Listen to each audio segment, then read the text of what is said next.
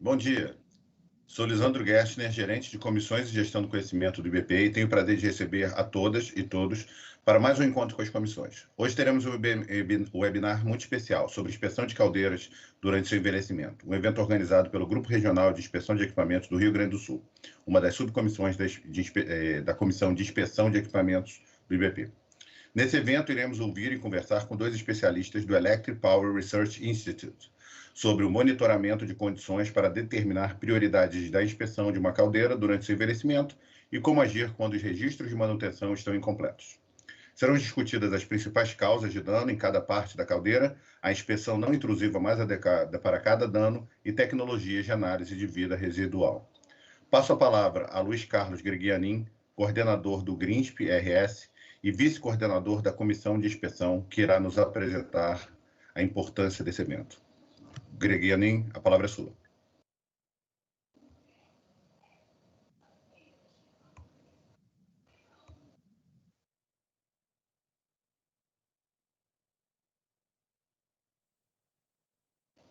Greg? Bom dia a todos.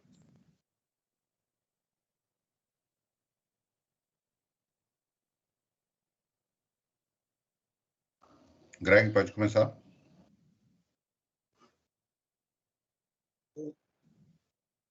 Bom dia a todas e todos. Sou Luiz Carlos Gregianin, engenheiro metalúrgico, atuando na área de inspeção de equipamentos desde 1983 na empresa Braskem, unidade do Polo Petroquímico Rio Grande do Sul. Cumprimento toda a importantíssima comunidade de inspeção brasileira presente neste evento e agradecemos a colaboração da equipe do EPRI em compartilhar suas atividades e potencialidades. Também a engenheiro Luiz Felipe, projetos incansável na área de inspeção, integridade e unidade de geração de energia elétrica, que incentivou esse evento, pois foi gerador de todo o programa do EPRI, Manager EPRI Technology Transfer. A ente Bela Energia, de 2007 a 2017.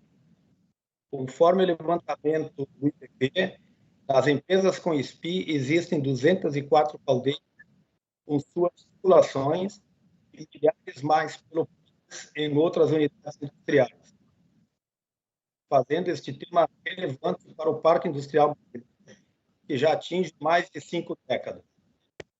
Aproveito para salientar que o GRINSP-RS fará neste ano mais 6 fóruns técnicos de todos convidados. Para participar, entre em contato com a Inspeção de Caldeiras e Lisandro. Em maio, dia 20 de maio, realizaremos o evento Envelhecimento de Plantas Industriais 2, com inspeção de equipamento de 70 anos de operação e plano de inspeção de corrosão, isolamento, ensaios não destrutivos. Em 1º de junho, a API 579, aplicação do uso na indústria, além da refino petroquímica. Dia 27 de julho, faremos um evento sobre pessoas, formação técnica e equipes de inspeção. Que tipo de inspeção você quer daqui a 5 ou 10 anos? Com a apresentação de psicólogos e professores. Dia 14 de setembro, inovação tecnológica na inspeção, evento via IBP. Dia 9 de novembro, finalmente, faremos um evento sobre inspeção de 2013. Apresentação das dificuldades e soluções, como exemplo, legislação, dispositivo de segurança, razão e plano de inspeção conforme a API 570. Finalizo cumprimentando toda a equipe de coordenação do GRINSP-RS, a pessoa do engenheiro Bressan, FAP Petrobras e dos demais participantes do nosso grupo. Obrigado, bom evento.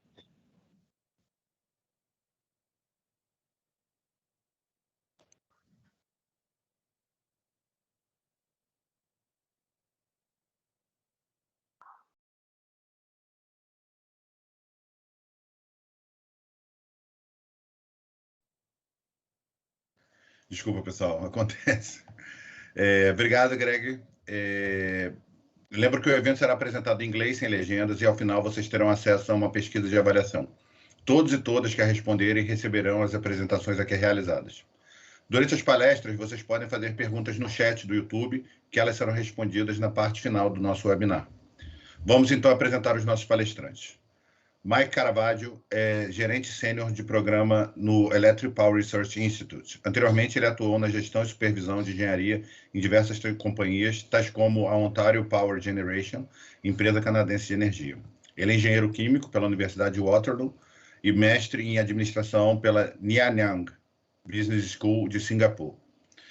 Junto com ele, teremos Kent Coleman, gerente de pesquisa e desenvolvimento de longevidade de caldeiras no Electric Power Research Institute. Antes de trabalhar no EPRI, Coleman atuou como engenheiro especialista na Western Resources por 17 anos. Ele é membro de diversas comissões e grupos de trabalho da ASME e AWS, incluindo a subcomissão de caldeiras. Kent, please take it away. Okay, Mike, if you pull up the presentation. Good morning, everybody, and welcome to our presentation today. This presentation is going to be a very high overview about boilers and boiler tube failures, and really what to do if you don't know what to do. If you haven't really done the inspections on your boiler, where do you start? Mike, let's jump to the next slide, please. So when we talk about condition-based monitoring, condition assessment of our boilers, we generally look at past inspections, past failures. We really are talking about a condition-based monitoring approach where we know what boiler tube failure mechanisms or what damage mechanisms are occurring throughout our boiler, and we put tools in place to address those situations. If we don't know exactly what's going on in our boilers and we're starting from scratch, there are a few things we can do. First, we need to understand what damage mechanisms may affect the various parts of the boilers. What's the likelihood of having a failure? And if you have a failure, what's the consequence going to be? Kind of a risk type inspection.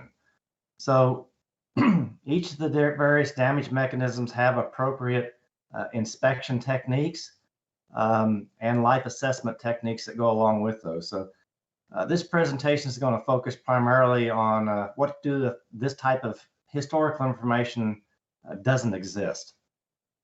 Mike?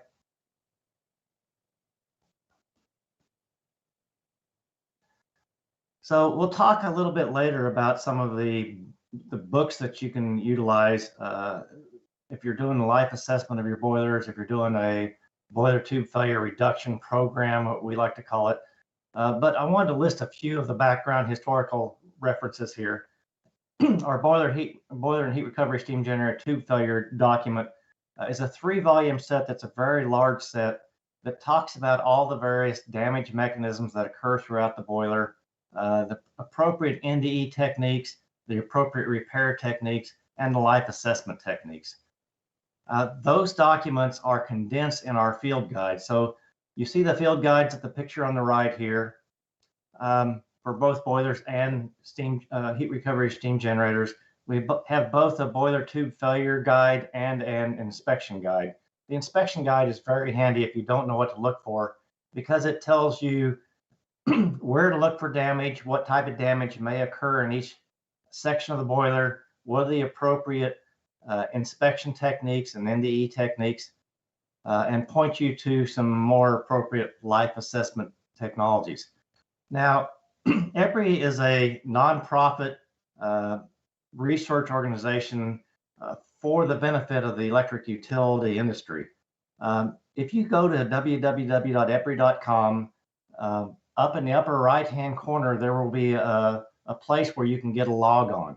Because we are a nonprofit company, many of our documents are free to the public. So you can, even if you are not in the electric utility industry, you can get a log on at epri.com and you can look for free documents.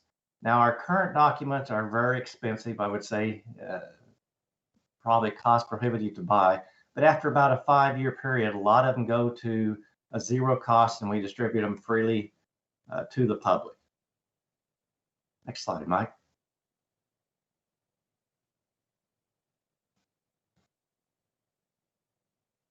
So I would first like to start off with the design basis for boilers. A lot of the boilers throughout the world are designed to the American Society of Mechanical Engineers Boiler Code, ASME, Section 1.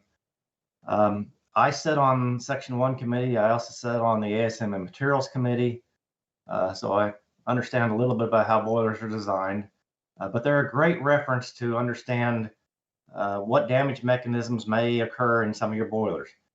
So when we're designing a boiler, the required thickness for each of the components is determined by the allowable stresses at the operating temperature or the design temperature in most cases, because the design is normally a higher temperature, higher pressure than what's actually operating at, and that's due to safety. We want to design for a little bit higher conditions. When the code determines the allowable stresses, though, they need to understand whether the component is operating in the time-dependent region or the time-independent region. And these regions are determined by looking at the material specifications in Part 2 of the ASME code, Section 2D, the allowable stress tables. So Mike, next slide, please.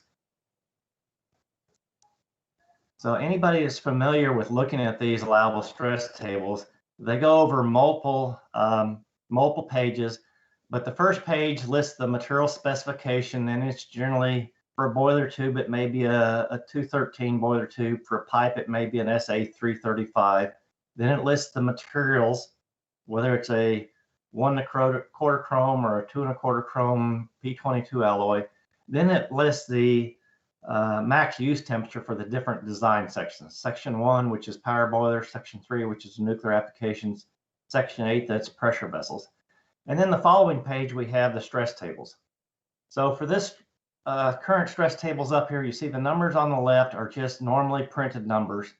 So we have allowable stresses at each of the design or operating temperatures. So at 40 degrees C, pretty much, room temperature, a little bit elevated from that, we have what you design your allowable stresses to. As you go to the right and the temperatures increase, you can see those allowable stresses decrease. If we get clear over to the right-hand side where we have the orange box, you notice those numbers are italicized.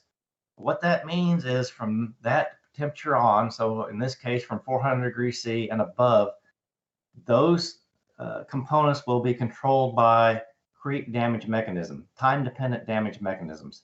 So when we talk about time-dependent, we're primarily talking about creep, but we could also be talking about graphitization or some other damage mechanisms. But for the cases of ASME and design, we're primarily talking about those tubes are controlled by creep properties. The next slide, please, Mike. So when we talk about the time-dependent and time-independent design criteria, these are listed in, again, ASME Section 2D, which is the book. And then if you go to Appendix A, it's a mandatory appendix for selecting allowable stresses. So if it's in a time-independent regime, those materials, those temperatures on the left-hand side of the previous chart, the criteria are the specified minimum tensile strength at room temperature divided by 3.5, the tensile strength at the operating temperature or the design temperature divided by 3.5, 2/3 the specified minimum yield strength at room temperature, and 2/3 of the yield strength at the operating temperature. So when we're talking about operating a boiler, primarily we're looking at notes 2 and note 4 there that are the tensile strength or the yield strength at the operating condition if you're in the time-independent region. Now, components that are operating in this condition, like smaller heating boilers, those tubes should never fail. And when we're figuring out exactly which one of these rules we apply, it's whichever one results in the lowest allowable stress. Generally, for ferritic alloys, it's going to be the tensile strength divided by 3.5. Some of the austenitic alloys that have a lower yield strength in ratio to their tensile strength, they will be governed by the 2/3 of the yield strength. When we get over to the right-hand side of the table, like was shown in the previous slide in that orange, where we're talking about the time-dependent region, we've got more or less 3 different design conditions there. 100% of the average stress to produce a creep rupture rate of 0.01% in 1,000 hours, 100% of the average stress to cause rupture at the end of 100,000 hours, or 80% of the minimum stress to cause rupture at the end of 100,000 hours. And again, the one that primarily controls is number 2 there for most materials, that 100% of the average stress to cause rupture at the end of 100,000 hours. Again, you would do calculations for all these conditions, and we would take the lowest allowable stress from each one of these conditions, and that would be put into the table for 2D. Down below, you see a little graphic that's a very crude Larson-Miller plot. On the left-hand side, we have stress. On the bottom, we have a Larson-Miller formula that calculates a relationship between the time and temperature. Now, this is a rupture plot. So you would load a material sample up into a creep frame at a constant temperature and a constant stress, and you would hold it there until it fails. And then each one of these dots is a failed test. The solid line in the middle of the data is the average of all that data. The dashed line at the bottom is what we call the minimum line. That's a mathematical 20% offset from the average line. So that bottom line applies to note 3, 80% of the minimum stress to cause rupture at the end of 100,000 hours. So this chart allows you to plot a lot of data from different creep rupture tests at different stresses and different temperatures, all on one plot through that Larson-Miller calculation there at the bottom. And the primary question it's trying to ask is, how long will our tubes last? Mike, next slide, please.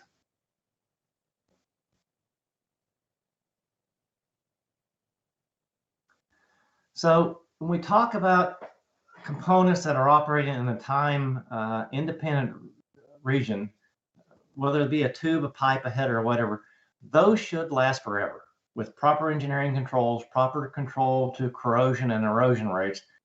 They should last for the life of the boiler, for the design life. When you have a component that's operating in the time independent region, it will eventually fail. It does not have an infinite life due to creep damage or some other time-dependent failure mechanism. But our job as engineers, designers, operators, maintenance is to know exactly when those tubes are failed and to repair or replace those tubes before that happens so that we have good, reliable operation of our boilers. So we have identified over 35 different damage mechanisms that occur in both boiler and heat recovery steam generator tubing. And many of them affect different other areas of the boiler. We have similar comparisons and life assessment methodologies for headers and piping and other components of the boiler, but we're just talking about damage mechanisms in tubing right here. Mike, please. So what we suggest for all the utilities around the world is that they need to develop a boiler tube failure reduction program. The next few slides will talk about what that means. So when we talk about our water touch tubes, these are tubes that are in economizers and our water wall tubes. This is a list of the damage mechanisms on the left-hand side. So you see damage mechanisms for conventional boilers, whether they be oil-fired, gas-fired, coal-fired, what have you, wood pulp, and then the right-hand column is for heat recovery steam generators. So those are essentially boilers, but they don't have burners or downstream of a combustion turbine. They take the waste heat from a combustion turbine or some other process, and they use it to generate steam. So you see on the list, we've got corrosion fatigue, fly ash erosion, hydrogen damage, acid phosphate, caustic gouging, water wall fireside corrosion. Not all these damage mechanisms will be active in your boiler. If you don't have coal, you're not going to have fly ash erosion.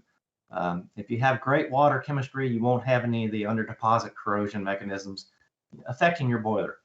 But you can see there's quite a few that have been addressed there.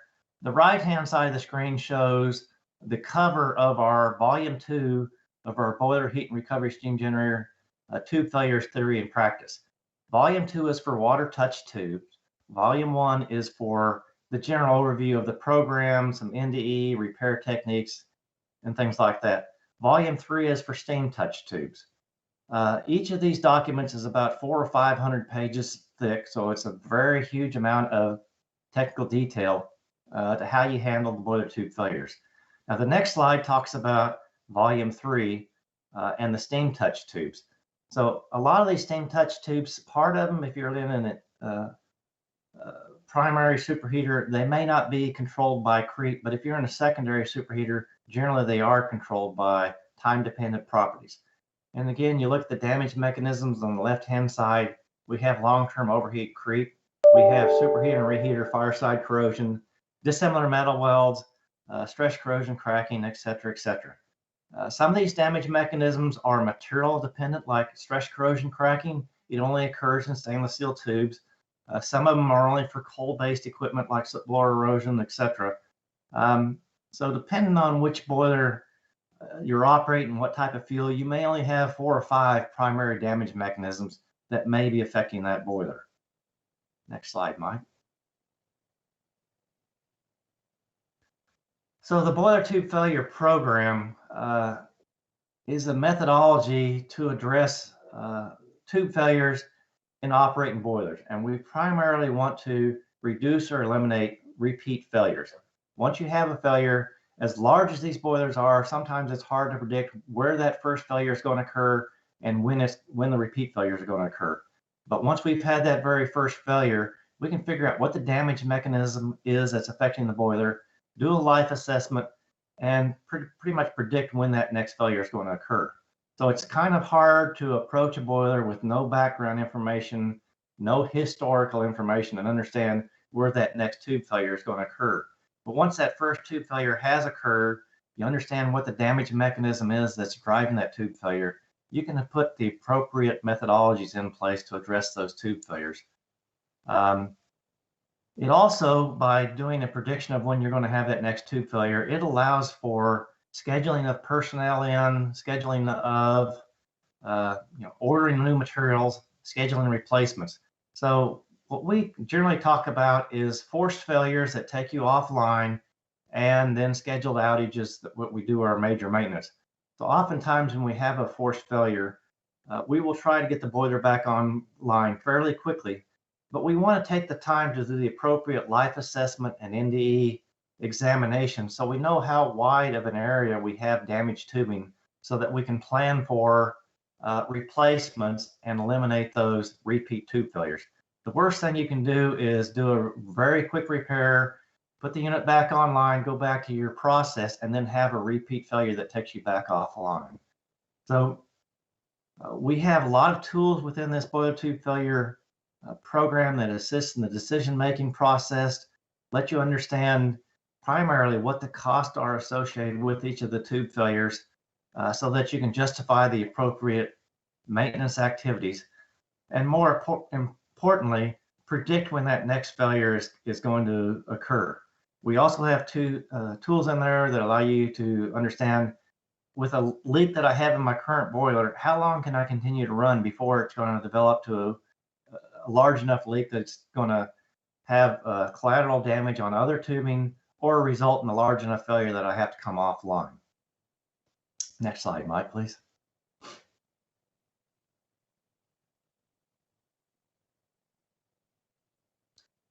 So our approach to reducing the boiler tube failure is proper documentation of any tube failure that we've had, including locations where it occurred, the root cause, trending of failures, looking at statistical analysis, and justifying future tube replacements. So when you're doing boiler inspections, we want to find our damaged tubes, perform condition assessments on those tubes so that we can predict when that next failure may occur. And we try to eliminate temporary repairs. And when we discuss temporary repairs, we talk about pad welding or window welds that may lead to a repeat failure. But we realize if you're trying to get the boiler back online very quickly, if it's really impacting your process, you may need to have as short of outage as possible when you have a forced outage. So we wanted to properly document those temporary type repairs so that we can make permanent repairs in the future. When we do have a failure, we like to take samples out, send them to a metallurgical laboratory so that we can analyze the tube and make sure we know exactly what the failure mechanism that is affecting that boiler, so that we can put appropriate life assessment technologies in place, and more importantly, appropriate repairs and replacements so we don't end up with that repeat failure. We do like to have reliability groups develop at each location, what we call our boiler tube failure teams. And every time you have a failure, we like to gather those people together to review the failure, to understand what the failure mechanism is, and the appropriate repair procedures. So next slide, please, Mike.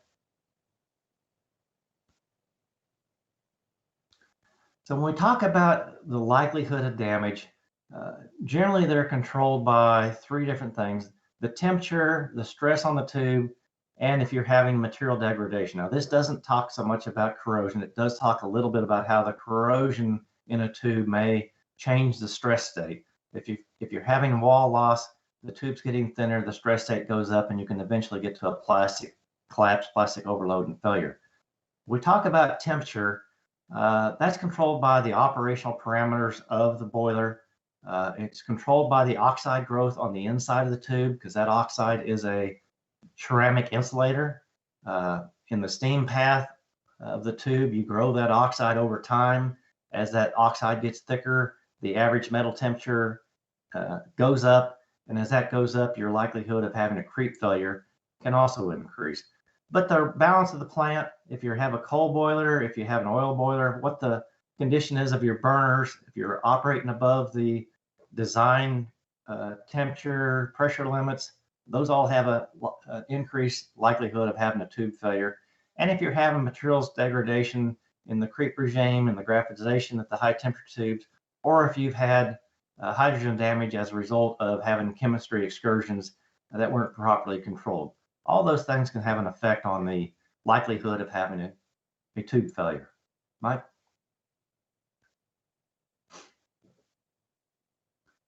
So if we trend our damage mechanisms throughout the boiler, you can see we've grouped these damage mechanisms into age-related, operations-related, cyclochemistry-related, maintenance-related, and design-related. So when you have a failure with one of these damage mechanisms, understanding exactly what related to those damage mechanisms may tell you the proper repair procedures and design changes that may need to be done to minimize those repeat failures. And again, these are documented on our boiler tube failure reports that are indicated there at the bottom right of it. But you see, age-related, the primary damage mechanism we see is long-term overheat creep. But we also see damage from dissimilar metal weld failures if we have a transition from a carbon steel to a grade 11 to a grade 22 or to a stainless steel tube. That's a very common failure location. If we're talking about in our boiler, our corrosion fatigue damage is a very common damage mechanism, and we have documented where that occurs, what type of inspections are appropriate, what type of repair techniques are appropriate, etc. for all these damage mechanisms. Mike?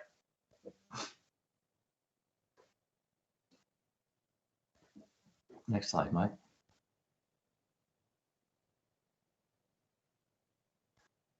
So we trend boiler tube failures as they occur. This is for the period from 2015 through 2019. The charts on the right show age-related, operations-related, chemistry-related, maintenance-related, and design-related failures and the number of failures each year. As you can see, for subcritical boilers, the primary damage is operations-related, but we also have maintenance-related. We're doing a better job on the age-related damage mechanisms. So for subcritical boilers, we generally have damage in the water walls first, and then secondly, our primary reheaters.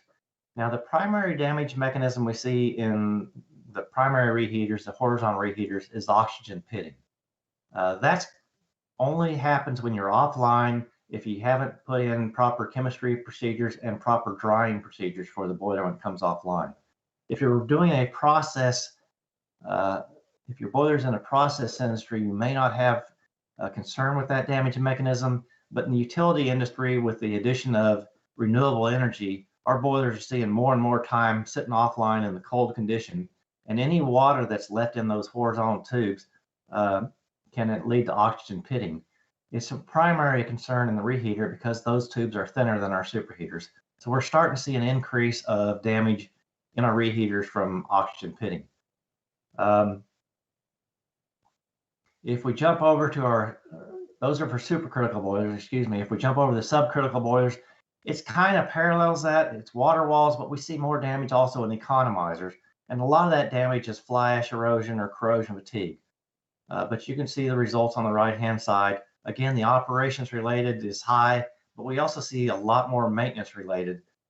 Because our subcritical boilers aren't quite as efficient, they don't get quite as much money as our supercritical boilers, so some of the maintenance is deferred or not done as well as we'd like it to be. Next slide, Mike.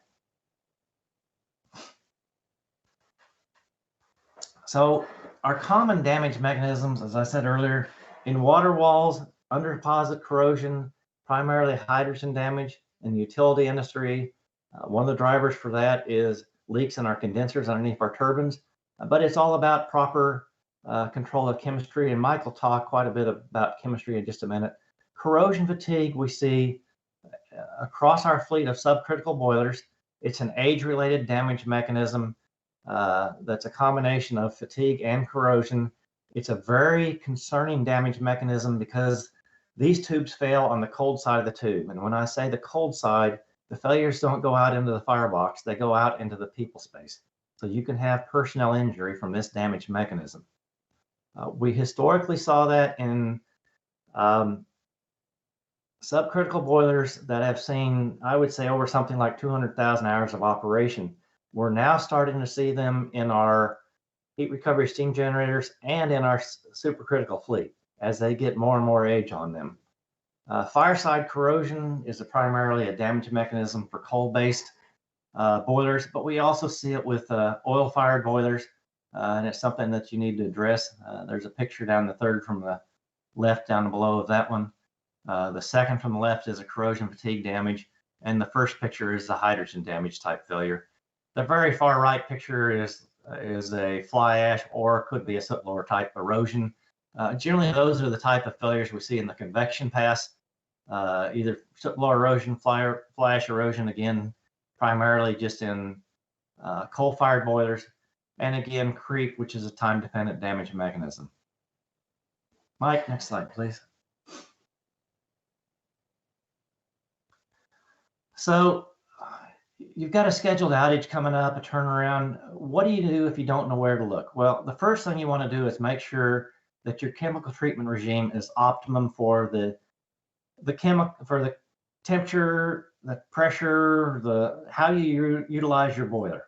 There are optimum chemical regimes out there for different types of operation. We always recommend that you perform a life assessment of your superheater and your reheater so you know what the remaining life of those components are. And we recommend using a linear temperature change between the inlet and the outlet header to estimate your highest temperature along those superheater and reheater tubes at your material transitions.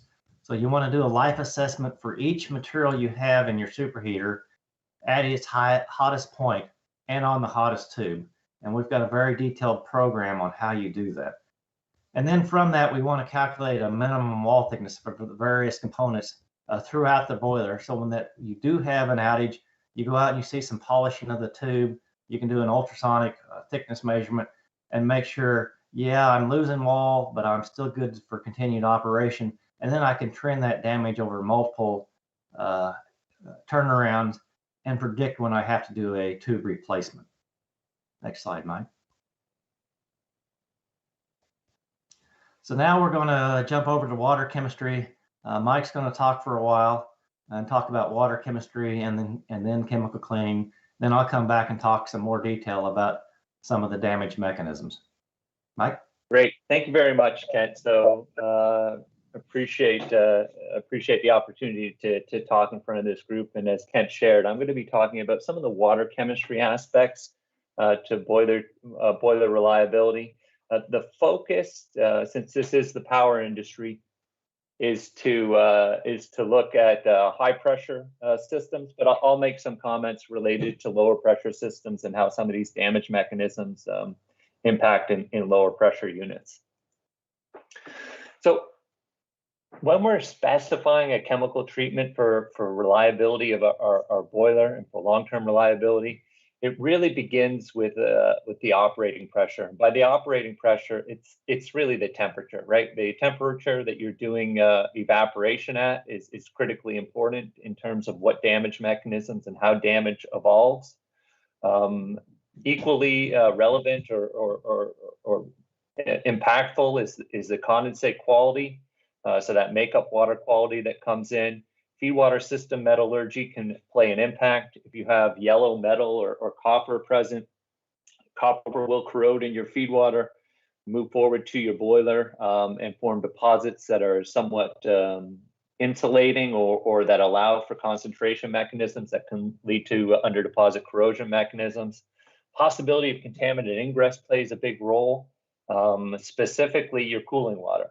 If your seawater cooled, your chemistry treatment needs to have additional controls in it to make sure that when you do have a condenser leak, which you almost inevitably will, that you don't have aggressive corrosion attack in the boiler because you weren't able to respond quick enough, and the treatment itself wasn't able to neutralize some of those acidic contaminants entering the boiler. And then finally, boiler cleanliness.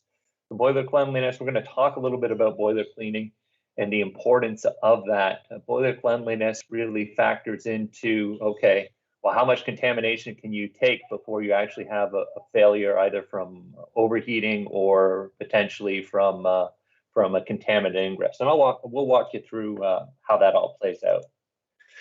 So for boilers, especially for recirculating or subcritical boilers, the main issues, as Kent has already shared, is corrosion fatigue. So there's an example of corrosion fatigue damage over here. We'll talk a little bit about that. As Kent mentioned, it is becoming more prevalent now in supercritical boilers as they've aged, and we can talk a little bit about why. Pardon me? We're just seeing for some reason. Hi, Kent. Do you want to say something about it? Well, I was going to say, Mike's only showing the introductory slide on mine. Is he showing the right slide on yours? Yep, I believe I have the right slides up, right? Yes, Sandro? for us, it's showing the right slides. Your connection may be off, Kent. You might want to reconnect. I'll redo Excellent. that. So, corrosion fatigue is up here on the right, an example. We'll also talk about underdeposit corrosion in subcritical boilers and how that evolves. So hydrogen damage, acid phosphate corrosion, caustic gouging. The important thing to note here is this is related to deposition or deposits forming in the boiler. And if you have a lower pressure or lower operating temperature boiler, these damage mechanisms won't occur. What you'll be able to have is essentially a boiler that gets significantly more or can get significantly more dirty in the form of deposits, but then will have overheating type failures. So when we're talking about that, really under deposit corrosion mechanisms, you're really looking at boilers that are operating at greater than 1,000 PSI or greater than about 70 bar. And below that, you're not likely to run into these damage mechanisms. Instead, you're going to have thick deposits that can lead to overheating of those tubes. We'll talk a little bit about pitting and reheaters and economizers and things that we've seen there to manage that. And then finally, flow accelerated corrosion. So in high temperature boilers, it's predominantly focused on economizers. But in lower temperature boilers or in HRSGs, you can have flow accelerated corrosion where you have the evaporation, and we'll walk through that. So examples here. This is a FAC, two-phase FAC in an economizer tube. This is an example of some copper deposits layering into a boiler deposit that can cause installation issues, hydrogen damage failure, pitting damage, and gouging damage. So when we choose a chemistry treatment for a boiler, it really begins with that cooling water quality. So these treatments are not the feed water treatment, but this is really focused on what we need to have in the boiler. So in all feed waters of most boiler systems, there'll be some sort of ammonia type treatment applied. And then if you have very high purity, so you don't have a seawater cool, you've got a tight condenser, you may have a condensate polisher, you may not actually add any additional chemical into the boiler itself, because you don't need anything to neutralize contamination that's entering. But if you do have air and leakage or seawater cooled or no condensate polishers, then you tend to need things like caustic treatment or an amine treatment or a phosphate treatment to neutralize incoming contamination. Then we also see here that we have basically a couple different variations on these essentially volatile treatments where we're not putting anything in the boiler. So we have oxygenated treatment where we're actually ammonia is used for pH control, and we're actually adding oxygen, which may sound odd for units that are not used to very, very high purity. But if you have very, very high purity and all ferrous, adding oxygen really provides additional corrosion protection because it forms a more adherent oxide. And that reduces corrosion product transport to the boiler, which then reduces your need for chemical cleaning. And it's absolutely critical for supercritical units. The other two volatile treatments are AVTO, which is basically using ammonia but not using a reducing agent. We tend to want this for all ferrous systems that may not have quite the high purity required for an oxygenated treatment. And then if there's yellow metal or copper in the feed water system, we have the all volatile reducing, which is ammonia plus a reducing agent such as hydrazine. These feed water treatments are really what governs or controls flow accelerated corrosion. So when you have a reducing treatment necessitated by the fact that you have copper-based alloys, you have a much higher risk of FAC. So if we're talking about lower temperature boilers, this can also result in FAC damage in the boiler itself. If you are experiencing FAC damage in a boiler itself, you have a boiler that's operating 150 degrees Celsius, 200 degrees Celsius, and you're seeing evidence of FAC, that means you need to have either a phosphate addition or a caustic addition to the boiler water to mitigate that. For all volatile or for all ferrous systems, we strongly recommend not using a reducing agent and going to an AVT system where you have a little bit of oxygen residual, or if you have very high purity, actually adding oxygen. This really shuts down flow accelerated corrosion in single phase conditions. There's still the potential for two-phase FAC. So if you have a boiler or an LP evaporator or system operating around 200 degrees Celsius or lower, there is the potential, even with an oxygenated treatment, to have FAC occurring in that component, in which case the addition of a solid alkali in the form of a phosphate or a caustic can significantly improve conditions and prevent FAC from occurring within the actual boiler itself. As far as for the feed water treatment, by having an oxygenated treatment or an AVTO treatment, what we're mostly doing there is reducing the amount of contaminants moving forward to the boiler that then form porous deposits that can lead to under-deposit corrosion, or that can lead to overheating failures and necessitate that need for chemical cleaning. So in the utility industry or the power industry, as we move to these more advanced treatments with higher purity makeup water, oxygenated treatment, we really extended our times between chemical cleans and the requirements to chemically clean. And just to make it a little bit clearer, because these definitions, AVTR, AVTO, OT, They may not mean much to the audience here. So these are generally the chemistry controls when we're in these different regimes. So for AVTR, you have a lower pH control range, and that's because the higher the pH, the more corrosive it is to copper. So you will corrode copper in the feed water. That will move then to the boiler and then deposit and potentially cause issues. And we maintain a reducing potential through the addition of hydrazine, and that limits copper transport. It does lead to increased amounts of iron transport versus what we see in the AVTO or the OT. If we don't have any yellow metal in the system, we can operate with higher pHs. These are a general range, 9.2 to 9.6 for AVTO. If you actually have air-cooled condenser as opposed to a seawater-cooled condenser, we typically actually recommend raising this feed water pH even higher. Not possible if there's yellow metal or copper present because you'll corrode that. Generally, we see improved iron corrosion transport there. We usually want to have a bit of a residual of oxygen present, and that helps mitigate FAC in the feed water system. And then finally, for our highest purity systems, as denoted by cation conductivity, usually you need full flow condensate polishers for this. You can drop the pH and raise oxygen levels, and you basically can significantly mitigate iron corrosion. But it requires both high purity and for that oxygen to reduce corrosion. If you don't have high purity and you add oxygen, it's basically like adding fuel to the fire, and you're going to have accelerated corrosion rates.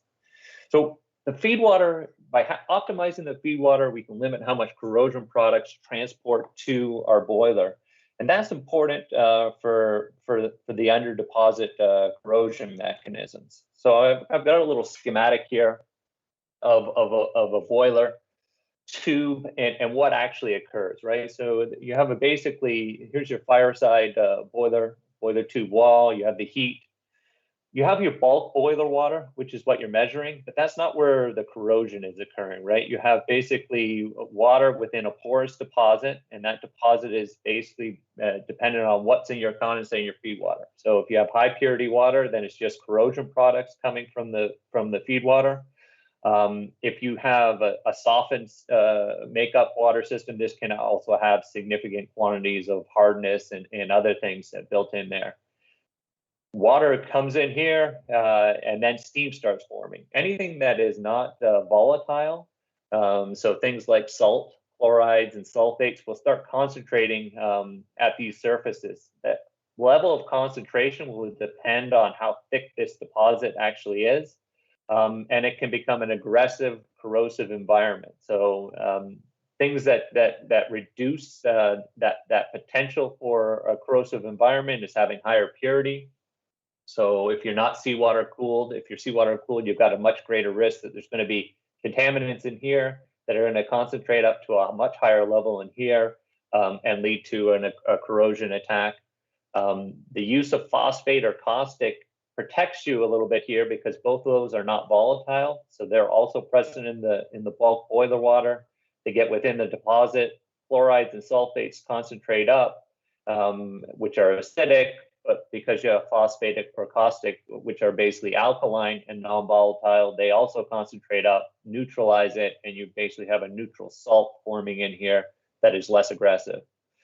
They're also important, and we're not going to be able to go into too much on this, but by having solid alkali in here, you reduce the volatile carryover of contaminants into your steam path, which then can damage your superheater or your reheater, and potentially a steam turbine if you have a power cycle.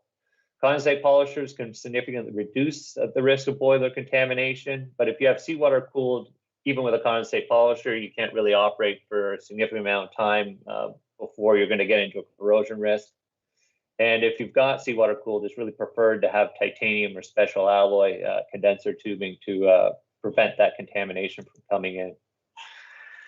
So I've already mentioned that we have essentially three under deposit corrosion mechanisms, and really to simplify it, when we say hydrogen damage, caustic damage, and acid phosphate corrosion, What we're actually mean is really essentially too much pH for caustic gouging, too little pH or too low a pH for hydrogen damage, and essentially too much phosphate for acid phosphate corrosion.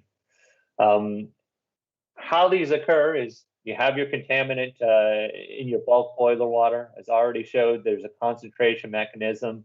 You see this thin gray line are actually our protective magnetite. This is what prevents corrosion, prevents under deposit corrosion. But if I have too little pH or too much pH concentrating up in here from contamination or from misapplication of my chemical treatment, I dissolve this away and I can have an attack. Phosphate itself can also consume and dissolve away this layer. The potential for these to do this is depending on how much they concentrate up. So the thickness of this deposit is important. And we periodically need to do interventions where we chemically clean to remove that deposit so that whatever our chemistry control is in the bulk water doesn't result in too much pH or too little pH or too much phosphate within that porous deposit from that concentrating mechanism. Next one I want to talk about is oxygen pitting. Kent already mentioned this happens when we're offline. The areas of the boiler that are at greater risk are really your thinner tubes. And so we're talking about reheaters and economizers. Superheaters and water wells can also have pitting damage, but because the tubes tend to be thicker, it takes a longer time for that to actually result in through wall failures and damage. But what's actually happening for oxygen pitting?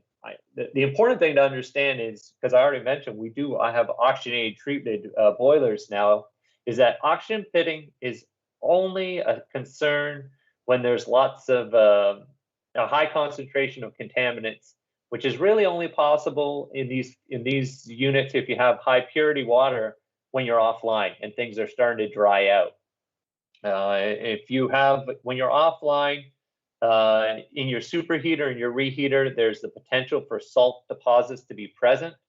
In fact, in your reheater, there will always be salt deposits present from carryover from the boiler. That salt can't result in pitting when online because it's a dry environment. And when you shut down, you get a little bit of moisture in the air coming in. The salt can pull that moisture into itself, and you basically have a corrosion cell form. And that corrosion cell can then lead to pitting. And I have an example here of an actual pit, and you can see what's important for pitting: the salt and the oxygen. So you see the pit. If we scan it, we see iron is being depleted. It's actually turning into iron oxide. So you see an enrichment of oxygen there.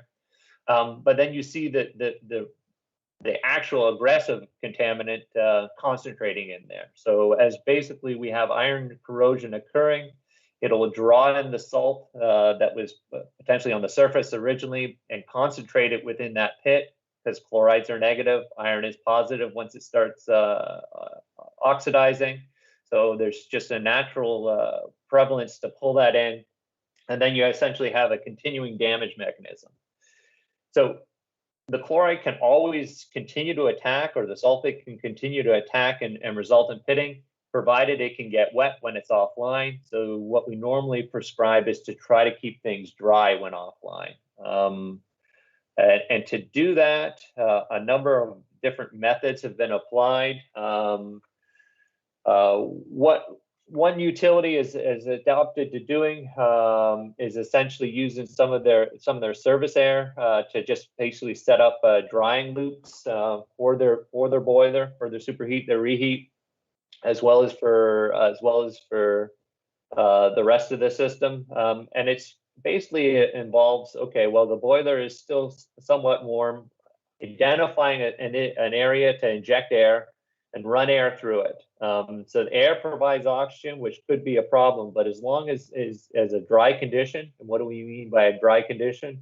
As long as you can get the relative humidity less than 60% or ideally less than 35%, you can't actually have that salt corrode much. It can't pull enough moisture out of the air to form an electrochemical cell, and therefore it's just dry salt sitting in your tubing and not actually leading to pit formation or to continuing pit growth.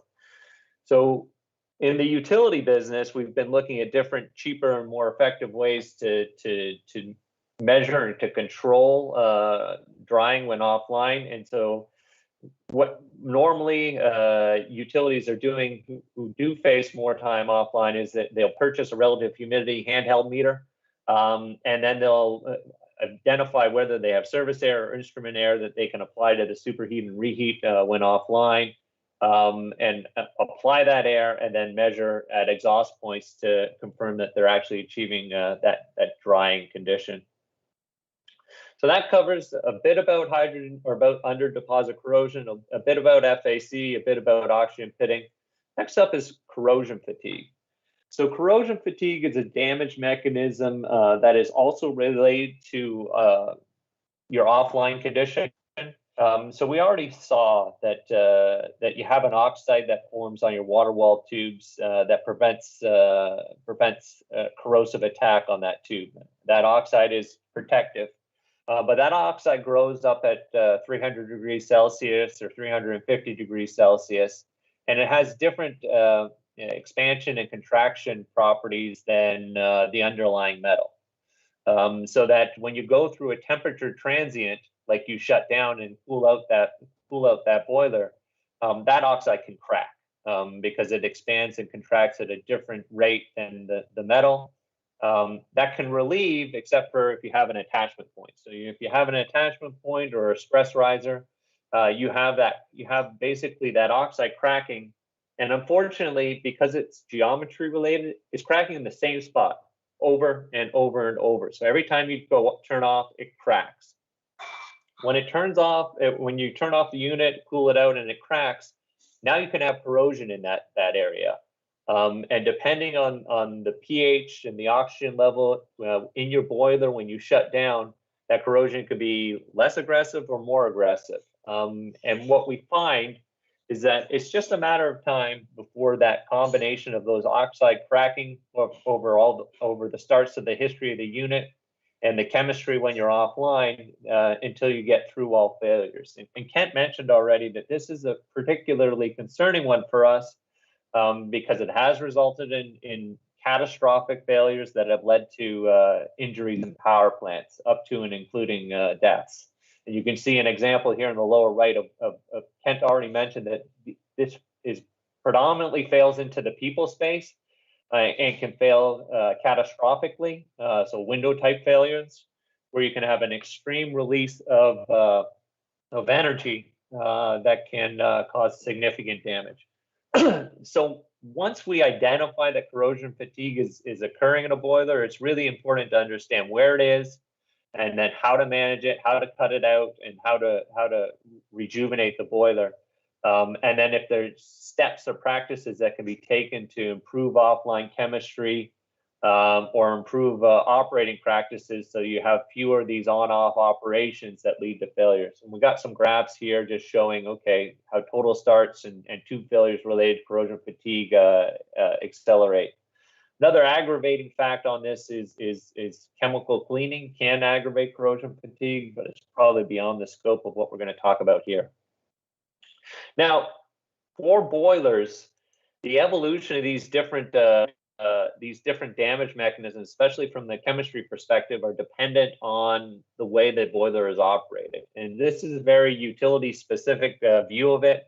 But when we look at our boilers from a utility, we really have base-loaded units, which run for maybe 8,000 hours a year, or 7,000 hours of the 8,000 hours in the year, only shut down for a maintenance outage, and you don't have much cycling or variations. And then we can get into units that maybe drop to low load at night and then come back up during the day, units that shut down on weekends, units that daily cycle, and then units that go into extended shutdown.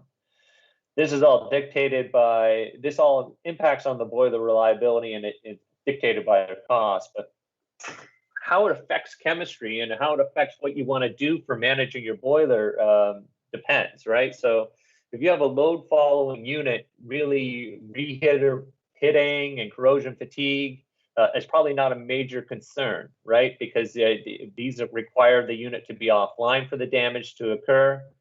And so you're probably not consuming a lot of life in terms of pitting and corrosion fatigue if you don't ever have off periods. If you are moving into a weekend off or more extended periods offline, then reheater pitting and corrosion fatigue then can become a concern. So you need to focus more on how to manage that chemistry. Carryover can become a concern, and carryover can then aggravate things like reheater pitting, because if you have carryover contaminants from the boiler water into the steam path, they deposit, then they form that nucleus for where corrosion can occur when you're offline. For two shifting or daily on-off operation, carryover becomes an even bigger concern, and boiler chemistry control can become very problematic. Oxygen pitting pretty much everywhere is a concern for extended layup, and trying to get the entire boiler dry is important. And then if we're running at very low minimum loads, it can change where flow accelerated corrosion occurs. So units that didn't have a risk of FAC may all of a sudden have a risk, especially if you drop in temperatures into the FAC susceptible range. And you can also have abnormalities in terms of flow distribution through the boiler, which can lead to what we call DNB, or departure from nucleate boiling, which can then act as a concentration mechanism and lead to things like hydrogen damage. So that's a bit of a walkthrough on the chemistry aspects of boiler tube failures. But the important thing is identify the right treatment. Be cognizant of what type of failures or what type of failure risk you have.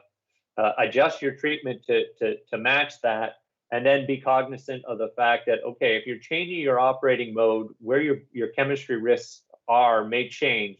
And whereas it used to be maybe very important that for online chemistry control, as you move into modes where you may have more offline or more on-off operation, you may need to focus a lot more on, well, how do I actually preserve this unit when I'm offline so I don't have corrosion occurring offline that then leads to failures when I try to come back online. So that's the walkthrough on the overall chemical impacts to boilers. Next, I want to just spend a little bit of time talking about chemical cleaning. So I mentioned already that for a high pressure boiler, it's predominantly for under-deposit corrosion mechanisms. But for lower pressure boilers, you can need to chemical clean as well. And there you're getting into basically an overheat failure. So the tubes are operating too hot because there's an insulating deposit on them. When we talk about like a utility boiler, really we're looking at subcritical water or boilers. We tend to clean them for under deposit corrosion, but they can be cleaned for overheat if they're lower pressure. And then for supercritical water walls, it's really a thermal fatigue from an in situ grown oxide. And we didn't dive too much on this, predominantly because we didn't believe that supercritical boilers are of significant concern for this group. Reheaters and superheaters, we had attempted to clean these in the past. I think Kent already mentioned that as that oxide grows on these, over time, it tends to heat up the tubes, so they then can get into creep type failures. That wasn't very successful. Chemical cleaning water walls is much easier. They're designed for handling water, for circulating water, and for removing that solvent. Reheaters and superheaters, especially if they have a pendant design, are not designed for chemical cleaning, and we ended up having more failures than success from this effort. So we could get the oxide off, but we couldn't necessarily prevent precipitation of that oxide in the solvent, which then lead to overheat failures when you start it up because you have slugs of material in the reheat and the superheat when you restart. But subcritical water wall cleaning, supercritical water wall cleaning are definitely practices that we see in the utility industry. and are necessary for that long-term reliability of a boiler. Just for drum type boilers, this is our general guidance for when to clean. There's a little bit of nuance in here, but basically looking at pressures, which is basically giving you the temperature or that risk of concentration mechanisms in your boiler. We set different limits and what constitutes a boiler with a high risk or low risk. It depends on a few different things, and it's beyond the scope here. But I mean, if you're having under deposit corrosion failures, or you've ever had a history of under deposit corrosion failures, then you typically want to clean more often. If you haven't had a history, then you can typically handle some of these higher limits before cleaning your boiler. For the actual determination, what you do is you collect a boiler tube sample from what's presumed to be the highest deposition spot, the highest heat flux area, and then you do a determination of the amount of deposit, either in grams per square foot or milligrams per centimeter squared. They're roughly the same values numerically, and then determine if the boiler is above the limit. Then you can look at the need to clean. There are some situations that require an immediate or near-term cleaning. So if you have a major seawater ingress, we typically recommend, and the boiler pH goes significantly acidic, we typically recommend cleaning the boiler almost immediately or very soon. If not, then we look at doing different levels of appraisal. So that deposit weight deposit weight density, that's really like a level 1 appraisal.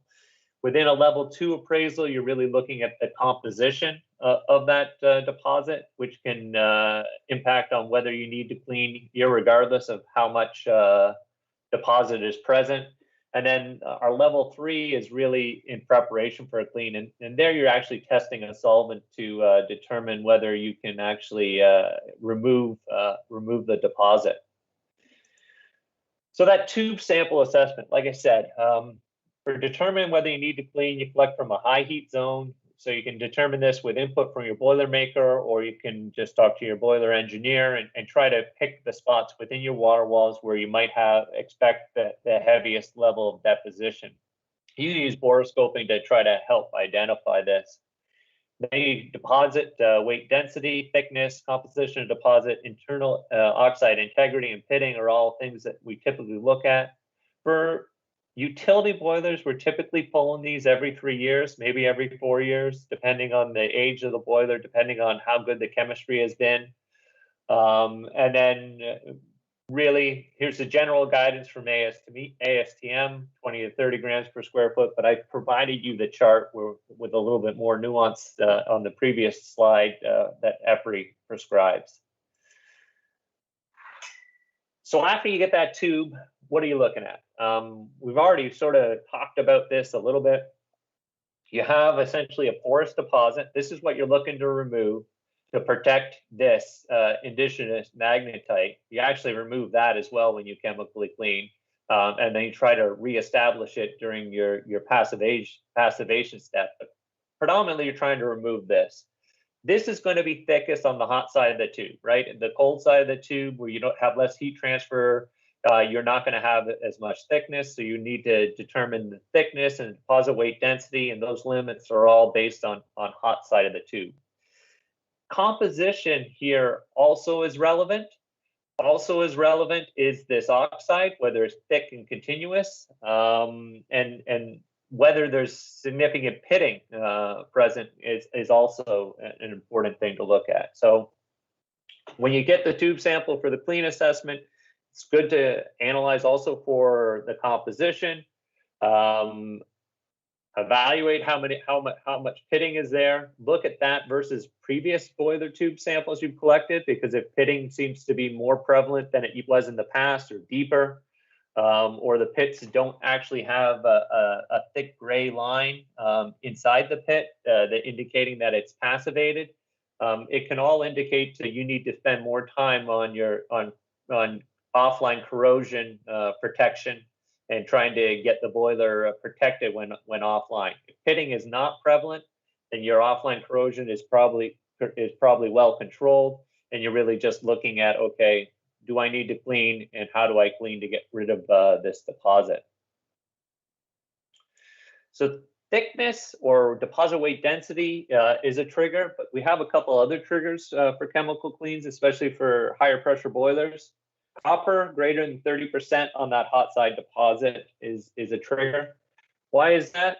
When we looked at these deposits, you see that copper corrodes from your feed water, but it deposits, and so it's a copper oxide when it's transporting in your feed water, but when it gets into the boiler, it becomes metallic copper. It gets reduced in the boiler to metallic copper and can form essentially insulating layers, so that anything that gets underneath here is going to have a higher concentration factor than if it's just in this porous deposit where contaminants can still make their way back out. So really a trigger factor for us is if you get to about 30%, there's probably enough very insulating copper deposits in there that could lead to hydrogen damage or under deposit corrosion, even if you haven't hit the deposit weight density limit.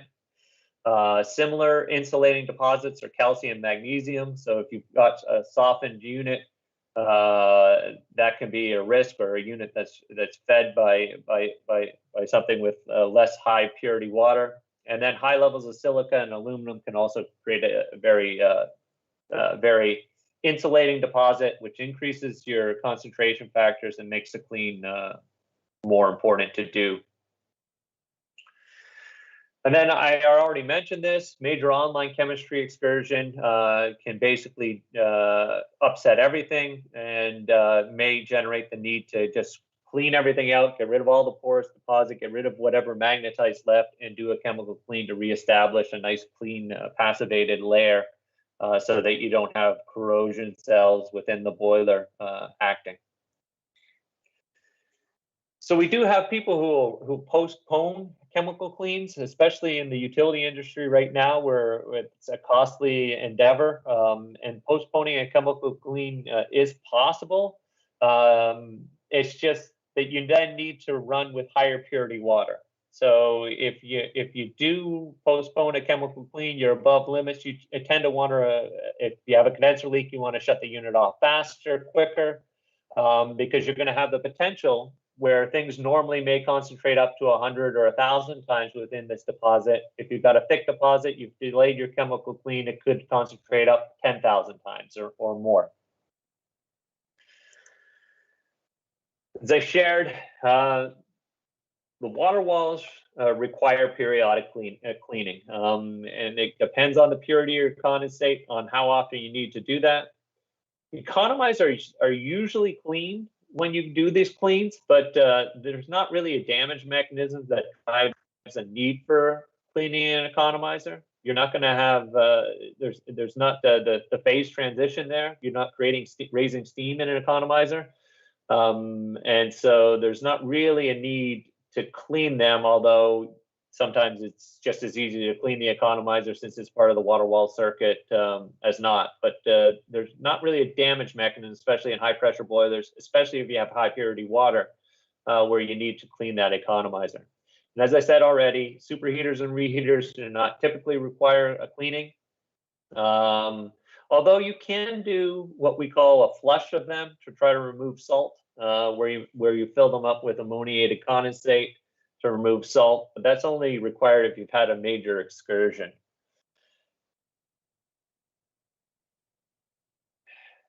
And I already talked a fair bit about the need for the tube samples for determining chemical clean. It's just another example, and so the more important constituents for determining the clean is the hot side surface.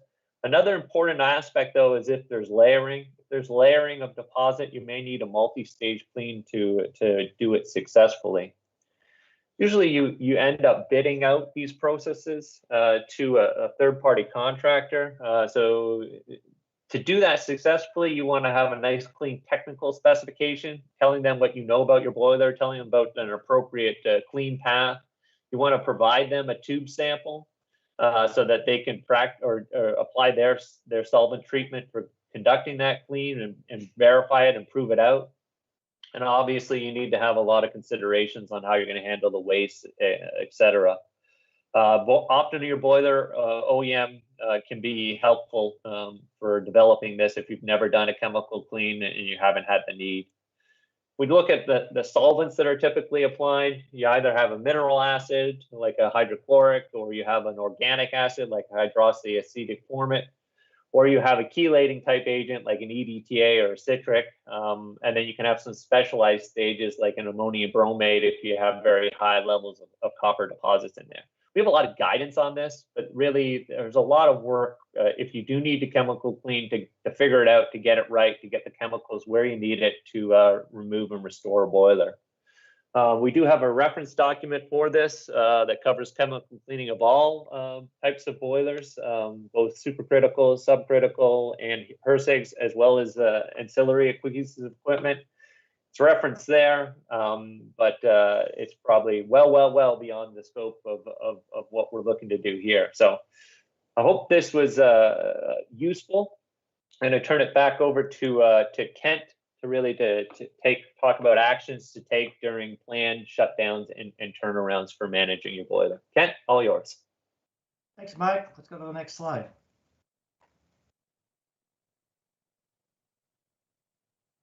So the next few slides talk about what to do if you don't know what to do, if you don't know what the condition of your boiler is.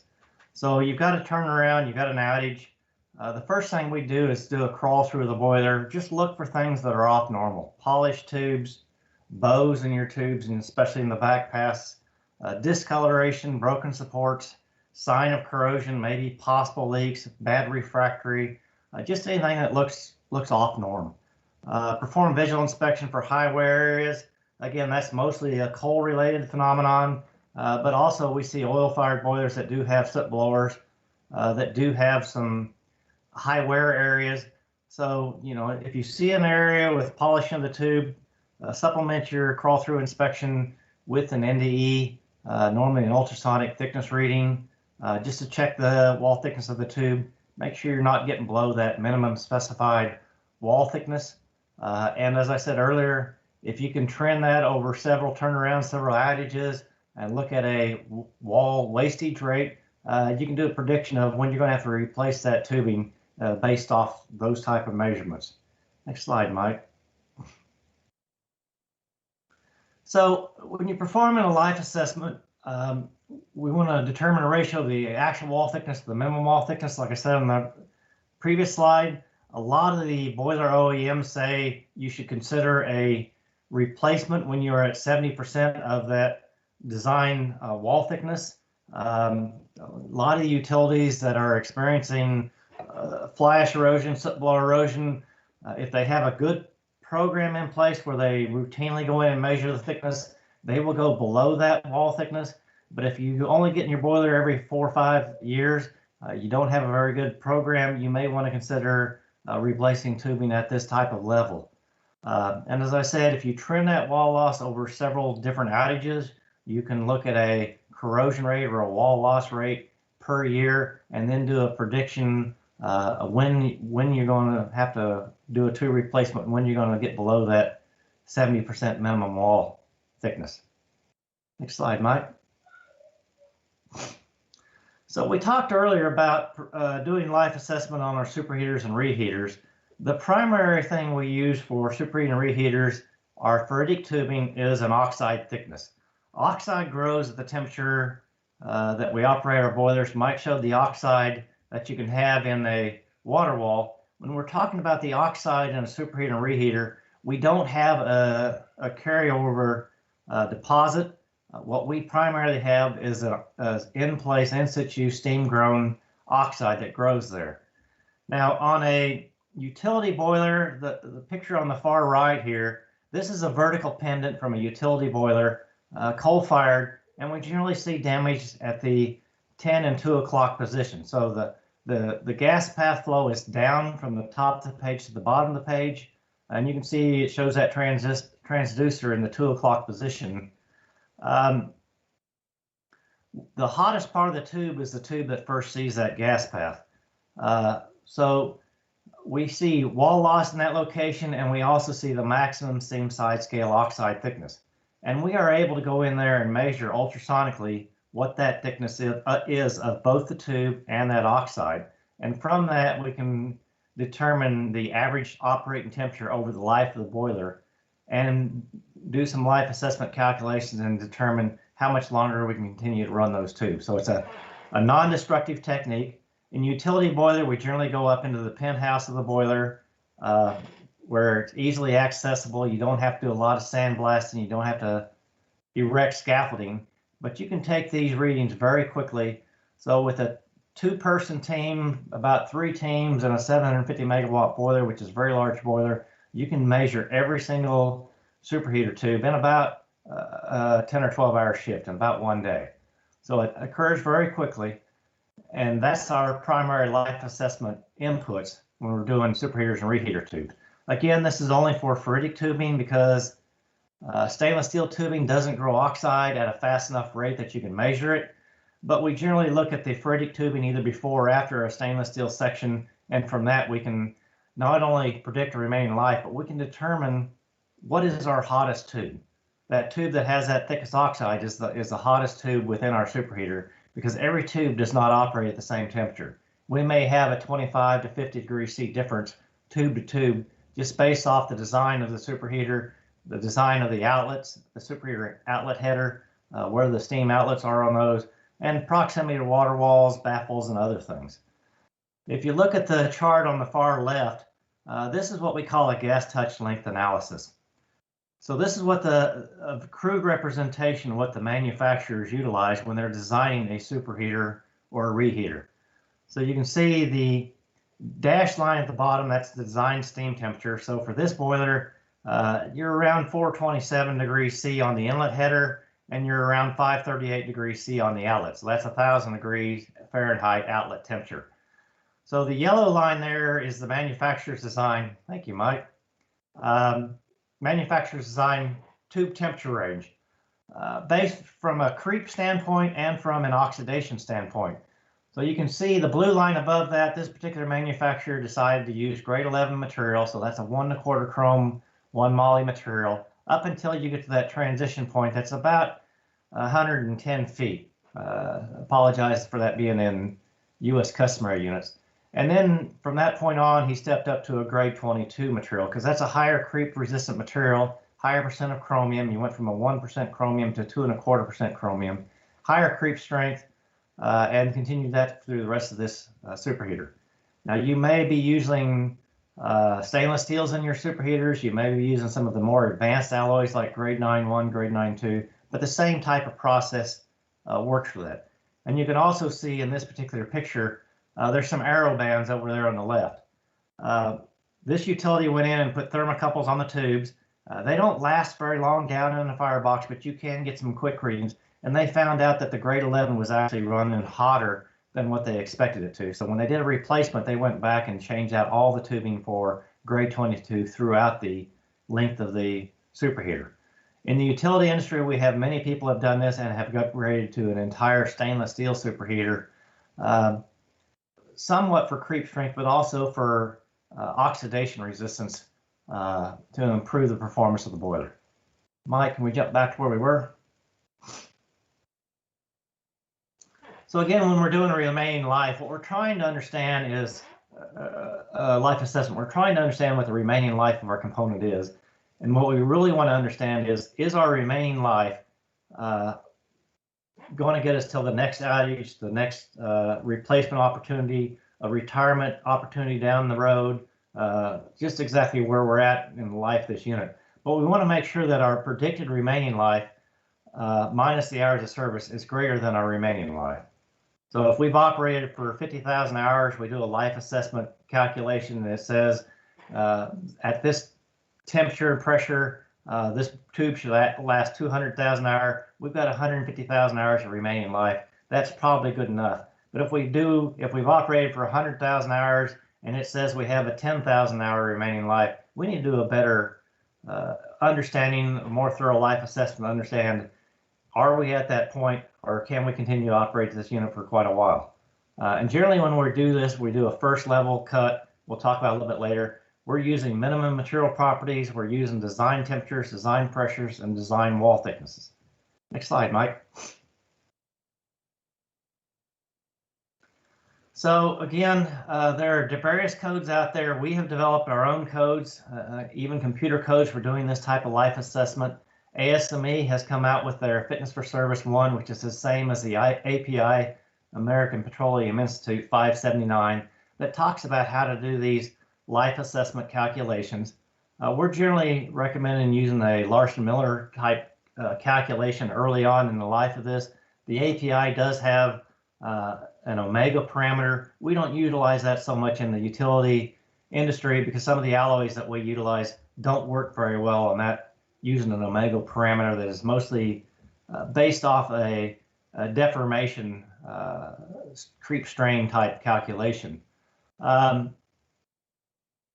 again, we're using the design temperature, design wall thickness, and the stress to calculate the stress for the superheaters and radiators, because we really don't know. When we look at our drawings, it's talking about a minimum wall thickness. It may not have the actual thickness of the tube. It may have the tube specification that has a wall thickness that they ordered, but generally you have to crawl into the boiler and measure the actual wall thickness, which can buy you some extra life. Design temperature is also, for the most part, above the operating temperature, especially in a reheater. If you're not running full load, your design temperature, your design pressures have come down quite a bit, and you're not consuming life at the same rate. So what we generally recommend is if you do this life assessment calculation and you're at 50% life or less consumed, you're probably good enough to go back in service. But if you've consumed over 50% of your life, you probably want to go to a level two assessment and do a more detailed analysis of your superheaters, reheaters, your water wall tubing, and figure out exactly where you are on that life assessment spectrum. Mike. So this is some output from our some of our computer programs. This again is for superheater and reheater. We talked a little bit earlier about doing some oxide scale readings to understand exactly what the temperature of every tube is that we're operating. We generally have thermocouples up in the penthouse on maybe 10% of the tubes. But as I said earlier, every tube does not operate at the same temperature. There's a distribution of 25 to 50 degrees C on those tubes. So if you look at the very top picture here, there are 75 assemblies of tubes going across this particular boiler. There are 6 rows of tubes going back. And you notice at the quarter points, we have some tubes, especially in row number 6, that are approaching 30 mils of thickness of oxide. And this is measured non-destructively, again, like I showed on the previous slide. Probably take about a day to take all these measurements in this boiler. If you look at the lower left figure, this is looking at the wall thickness. As I said earlier, you can not only measure the oxide thickness, you can measure the wall thickness at the same time using the same calibration, the same piece of equipment. And you can see that the highest areas of wall loss correlate with the same locations in the upper picture where we had the highest oxide growth. And that's primarily because as that oxide grows, that metal temperature goes up, the aggressiveness of the corrosion can increase, but they always correlate.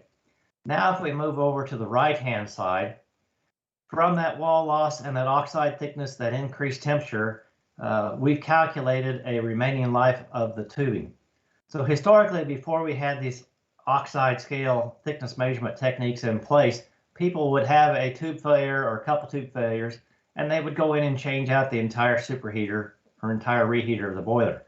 After doing these type of calculations, you can now look at it, and if you see the scale on the back wall there of that right-hand picture, it looks at hours of remaining life, 50,000, 100,000, 150,000, 200,000. So if you're planning a replacement or retirement of the unit and say 50,000 hours, you may not have to do any tube replacement. If you're planning on retirement or replacement at 100,000 hours, there may be 2 or 3, 4 tubes on this right-hand side and a couple tubes on the left-hand side of the boiler that you may have to change out. And if you get down to you have 150,000 or 200,000 hours of operation, you can see there may be more tubes you have to change out to make that type of life without having a high risk of failure. So these type of tools are available for the various components of various tubes throughout the boiler to predict a remaining life and predict when that next failure may occur. Again, when we first do these type of life assessment calculations, we're generally still using minimum material properties because we don't know what the material properties are actually installed in the boiler. Just on the processing of the tubing, you have a factor of something like 10 times on life. So, you know, for the same specification material, the same stress, the same temperature, you may have a failure anywhere from 100 to 1,000,000 hours of operating life. So this is a very high level first pass analysis.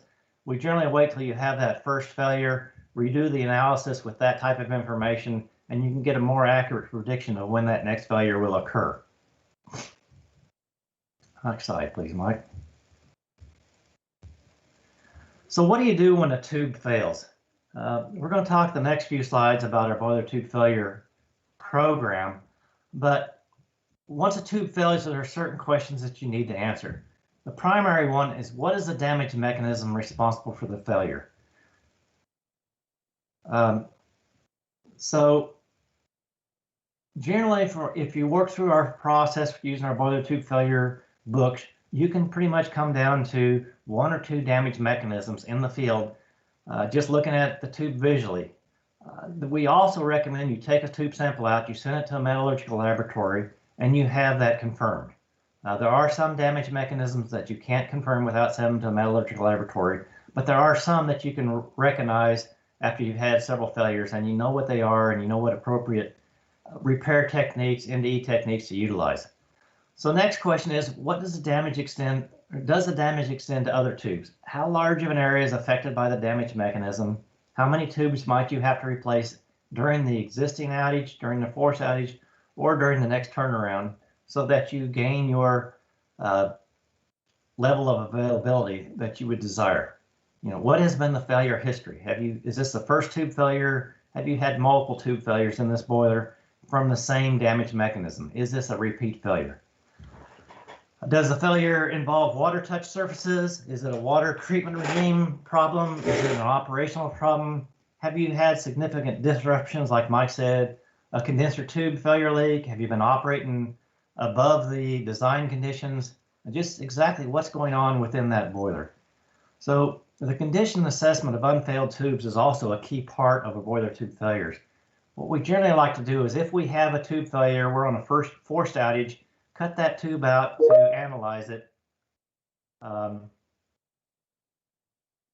and just see what the condition of that tube is. But often the failure mechanism may destroy any of the evidence that we need to really understand what's going on with that tube. So what we recommend is you take a second tube right next to the failed tube and also include that into the analysis. Most of the time, I would say a great portion of the time when you have a forced outage is spent cooling down the boiler. If you have to erect scaffold, anything like that, that takes a great amount of time. It doesn't take that much more time to cut out a second tube and put in a second tube replacement. And generally what we're doing is we're talking about a Dutchman. That may be a meter-long section of tube that encompasses the entire failure location and some of the unaffected tubing. And what we really want to consider when we're doing an assessment is looking at the temperature the tube was operating at, what pressure it was operating at, and more importantly, the metallurgical condition. Was the tube swelled? Is it a thin-walled failure? Was it a thick-walled failure? Is there damage to the microstructure that we need to have confirmed in a laboratory setting? Next slide. So the boiler tube failure outage plan, we believe everybody should have an outage plan. When you have a boiler tube failure, we always want to do the same thing. We want to crawl in the boiler, do a pre-repair inspection, determine from a visual clues what the failure mechanism may be. We want to perform a failure analysis if we can. One of the key issues we see is people cut out a tube and they send it to a laboratory and say, give me a root cause analysis. Oftentimes, a metallurgical laboratory is not prepared to give you a root cause analysis. They can tell you what the failure mechanism is, they can confirm that failure mechanism, but often you need eyes inside the boiler to look for things like tube misalignment, refractory issues, other issues like that before you can get to a root cause. Now, we differentiate what a failure mechanism is, and we've got 36 or so failure mechanisms documented in our boiler tube failure reduction book. But the root cause is what causes that failure mechanism to be active in your boiler. It may be a chemistry excursion like Mike was talking about earlier. It may be any number of other issues going on within the boiler. So then we want to do a repair replacement of the failed and damaged tube.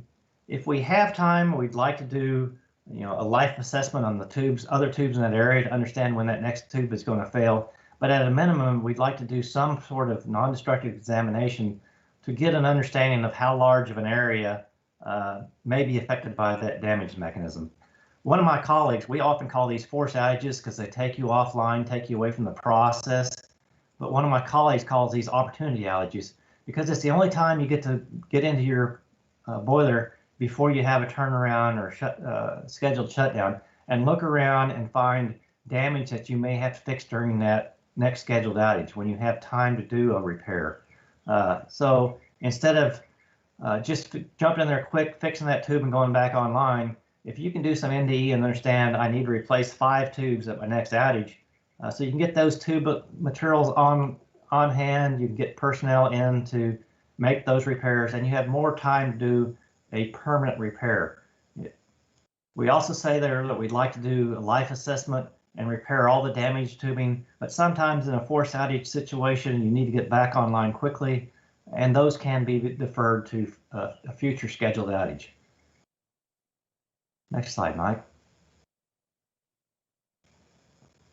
So the steps we like to perform anytime we have a failure within our boiler, we want to, number one, identify the failure mechanism. Now that's looking at the tube, looking at our books, trying to get a visual clue of what that failure mechanism may be. The next time we want to look around in the boiler and determine what our likely root cause is.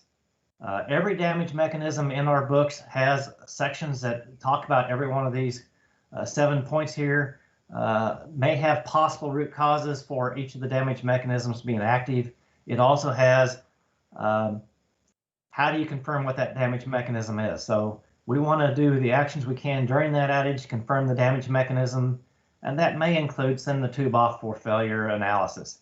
Then we want to determine the extent of damage, perform NDE to understand how widespread that damage is, how many tubes we have to replace before we go back online, so we don't risk ourselves a repeat failure.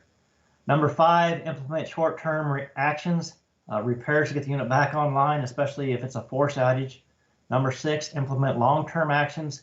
What types of changes do you need to do in your operation of your boiler, your maintenance procedures, design of the boiler, the materials? There's all kinds of things you may have to change in the long term so you don't end up with that repeat failure.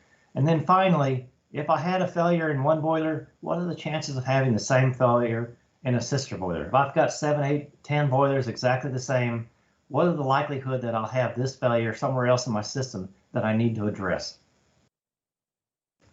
Next slide, Mike. So then the other questions we like to ask during the outage that really point us to what was the failure mechanism that is causing this tube to fail. Is the circuit steam touch or water touch?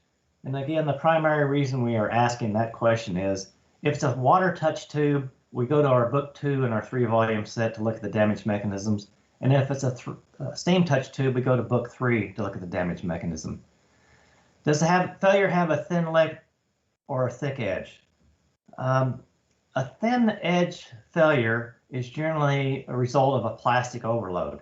It can be from wall loss due to an erosion mechanism. It can be wall loss due to a corrosion, oxidation mechanism. A thick edge failure is generally something that is affecting the metallurgy. In the superheaters and reheaters, that's generally a creep type damage. In the water walls, it could be hydrogen type damage. So there are various different damage mechanisms that may result in a thick edge or thin edge. So each of these questions kind of point us to what visual clues is what the damage mechanism may be. So is the external surface smooth? Does it have signs of external wastage, like a soot blower erosion, fly ash erosion? Is the damage localized around an area where you may have high flows, high ash loading, high soot blowers. Does the appearance look outside the tube look like alligator hide? Is it very rough like alligator or elephant hide? These could be signs of overheating type failures. So each of these questions again point towards a specific damage mechanism, and they're visual clues that you can look at when you have a failed tube to say, hey, I need to look at a specific damage mechanism. So you see things like, again, sagging tubes. Is it near a weld or a material transition? Is it near a weld? It may be a fabrication type flaw or a maintenance type activity. If it's near a material transition, again, it could be a creep type failure because that's the maximum temperature for each of the materials. Looking at the heat flux, and then the last 2 or 3 are really chemistry-related damage mechanisms that are probably going to have to be sent to a laboratory to be confirmed. Next slide, Mike. So the last few slides I'm going to go through at a very high level are our life assessment procedures, talking about a level 1, a level 2, and a level 3 type assessment. Before I get to that, there was a question in the chat about benchmarking. We do have benchmarking through our boiler tube failure reduction program, where utilities can, boiler operators can benchmark their programs against other utilities around the world, determine whether they're world-class, average, or below average. Looking at the number of failures they've had, the number of active damage mechanisms they have, there is a process there to understand exactly how your programs are working. So if we get back to a level life assessment, we generally talk about a level 1, a level 2, and a level 3 life assessment. I talked about a level 1 earlier, so if Mike jump to the next slide. A level 1 we're generally doing when we don't know the condition of our boiler. And we're doing this based off design conditions, how long the boiler has operated, and we're doing a very high level assessment. So the question we're trying to answer is our remaining life of our boiler tubing greater than our desired life? And that desired life, as I said earlier, it may be the next outage, it may be a planned replacement of tubing, it may be a retirement of the boiler. Exactly what that is has to be determined by the people operating the boiler. If the remaining life is less than the desired life, you need to go to that next level, at level 2 assessment, and do a more detailed analysis. So, and you'll see noted several times here that you only want to go to that next level analysis, especially a level 3 type analysis, if the analysis is cheaper than changing out the component. We've seen people do very detailed analysis of a valve, and it was much cheaper just to get rid of that valve, put in a new replacement valve, and we don't want to do that. Next slide, Mike. So level 1 assessment, again, you're only looking at design type information. Design temperature, design pressure, design wall thickness, specified material properties. You're using minimum properties because you don't actually know what's installed in that boiler. So you're doing a very high level analysis using very conservative assumptions, but you're looking at things like unit operating hours. How long has it been operated? Has it had lots of startups, lots of warm, hot, and cold starts? Has it done lots of load following? You know, if it's been babied along, this is a very conservative analysis, but if you've really run the heck out of the boiler, it may not be that conservative. But looking at what has your failure history been, looking through maintenance reports and stuff, this is more of a process to rank the boilers across the system to understand which boilers you really need to look at first. It's not so much used for an individual tube within a given boiler, but if you've got 15 or 20 boilers, you need to understand which one do I really need to spend most of my time looking at. This is a good level assessment. Next slide, Mike. Again, some of the questions to be asked: has it operated at the exceeding design conditions? A lot of the time, do you have good thermocouples throughout your boiler, superheaters and reheaters? Do you know that you're not exceeding the design conditions? Have you had an acceptable failure history? All these things point to the need to whether you need to do a more detailed analysis or not. But if you've babied the unit, you haven't had a lot of failures, you may not need to go to a level 2. But if you've had several failures, you may need to jump over to a level 2 assessment. Next slide, please, Mike. So the primary difference between a level 1 and a level 2 assessment is level 1 is done with design information and you don't need to do a crawl through your boiler. When we jump to a level 2 assessment, we generally require some sort of an outage, an initial inspection, and we're doing things like taking actual wall thickness, looking for wall loss in areas. We're not getting detailed metallurgical analysis. We're not pulling materials out to do creep testing. But we're doing a more detailed assessment than we did with our level 1s. We're still using minimum material properties because we don't know that we may have a material that's stronger than the minimum properties. But we're probably doing some sort of a high-level stress analysis, probably not a finite element analysis, but more of a minimum wall calculation for our tubing. We may be installing additional instrumentation so we can monitor the boiler better. We've got high temperature thermocouples that we can install, but we more recently have been working on high temperature strain gauges that you can install in a boiler that will survive a significant amount of time if you need that detailed information. And you take the results from this level 2 assessment, you compare it back to the original code of construction, whether it's an ASME code of construction, whether it's a Euro norm or a DIN type spec. There are multiple specs around the globe.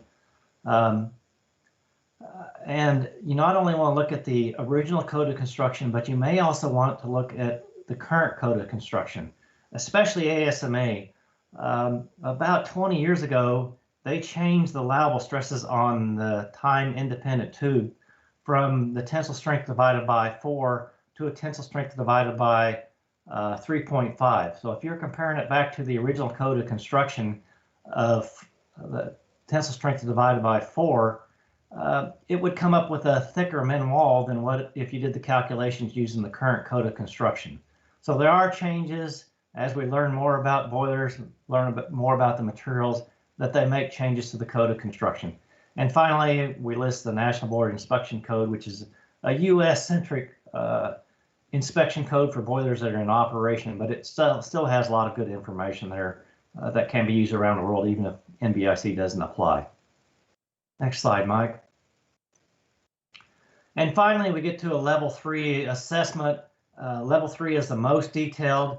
We're pulling samples out of the boiler to do more detailed test and metallurgical evaluation of that tubing. We're probably running a finite element analysis to get a better stress understanding local to where that failure occurred. We may be doing detailed stress analysis. We're probably doing a crack growth analysis. We probably have found some sort of damage, say it's a small flaw in a superheat outlet header, and we're doing a crack growth analysis so we understand, do we have to do a repair right now? Do we need to schedule a replacement sometime in the future? Or is this component fit for continued service? So a lot of our next step from a level 3 assessment is a fitness for service type activity, seeing if we can continue to operate the boiler in a current condition or not. And again, a lot of the calculations, we are trying to use actual material properties because we pulled a sample out of our boiler. We've done some small sample tests and we know better what our creep properties may be, or tensile properties or yield strength may be of our material. And again, this is normally done when you have had some type of known damage within the boiler. Next slide, Mike. Again, when you're doing a level 3 analysis, it's more costly than a level 1 or level 2, and we want to make sure that the analysis is not more costly. You don't want to go out and spend $40,000 with a consulting engineering firm if you can change out the component for $1,000 or two. Looking at labor and materials, the time to perform inspections, et cetera, et cetera. We also always say, you know, we want you to do a root cause analysis if you've had a failure, anytime you've had a failure, but especially during a level 3, looking at what was causing that damage to be in effect that you're actually trying to analyze. Next slide, Mike. So again, this is just a very quick graphic showing that as you go from left to right, from level 1, level 2 to level 3, you're going from design and nominal type information to a more detailed information on the right. Next, let's jump to the next slide, Mike. And what we generally see is when we're doing a boiler, there's a lot of area within a boiler. You don't normally go in and say, I'm only going to do a level 1 assessment of the entire boiler. You do it based off of failure history and based off a component. So we're doing a multi-level analysis. In a superheater, we may be doing a level 3 or even a higher type of analysis. In a water wall, we may be doing a level 1 or an economizer. It just depends on what your damage history has been. So I jumped through these last couple slides fairly quickly. I did want to get to this point to where we can offer it up for questions. I hope this presentation has been beneficial to everybody today. It is a little bit outside of our normal areas because we're talking about very high pressure, very large boilers, but a lot of these techniques do carry over to the smaller, lower pressure boilers, and I hope it's been beneficial to you today. And with that, thank you.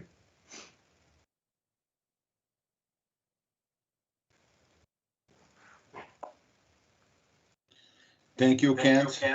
Thank you, Michael, for sharing your knowledge. We have some questions from our audience. Can I start? Yes. Okay. The first one is for you, Kent. Luis Felipe asks, how about benchmarking for boiler tube failure reduction program? Does the loss of availability due to the BTF change it? I would say yes. We historically had a benchmarking process with our boiler tube failure program, and it was only looking at availability loss due to boiler tube failures. 20 years ago, we said if you were less than 0.5% availability loss due to boiler tube failures, that you were a world class. It took a lot of expense and a lot of tube replacement to get down to that level. We relaxed that guideline about 10 years ago to get down to about, if you're less than 1% availability loss due to boiler tube failures, you're still world class. Just recently, we have gone back through the entire benchmarking process and created a new process with new metrics because there's a lot of boilers out there that are set for retirement.